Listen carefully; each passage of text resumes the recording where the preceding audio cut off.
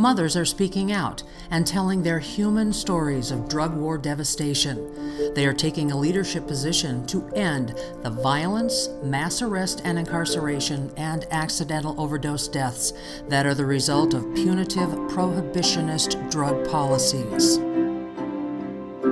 I really do feel that we're at a tipping point.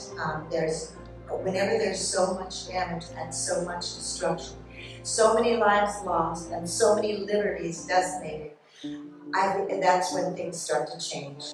As we're listening to the Surgeon General of the United States talk about the changes that are occurring, what you're saying, all of a sudden I began to weep.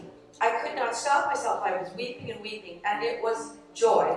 Mothers across the United States are joining hands with families in Mexico, Honduras, Canada, the United Kingdom, Kenya, Afghanistan, Indonesia, and the Philippines to demand global drug policy reform for the sake of all of the children of the world. This is a global mission to save the lives of all children, regardless of whether they're affluent, middle class, poverty-stricken, homeless.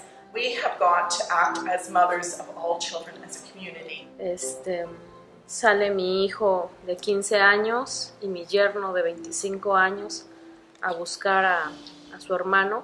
We paid the ransom. That same day, my 15-year-old son and my 25-year-old son-in-law went out to look for Gerson. Y me los acribillan a los dos. And they were shot to death. Mothers share their struggles, their outrage, and their tears because their families have been torn apart, because the lives and liberties of their loved ones have been torn asunder by draconian drug war policies, and their voices are being heard. So I do everything I can to keep things going. Reform is the answer, but rehabilitation from the inside out. Got up on a beautiful Saturday morning in Oxford and saw to have a brand white coat on and died 3 hours later. A brother died of HIV/AIDS. I started a syringe exchange out of the trunk of my car. Para una madre, la impotencia. We don't know if our children are alive or dead. We don't know if they're waiting for us to rescue them.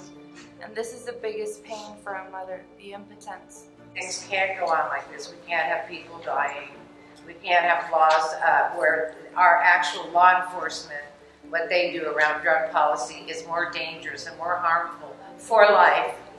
Families are uniting, standing side by side, sister to sister and mother to mother across continents to demand an end to the global war on drugs.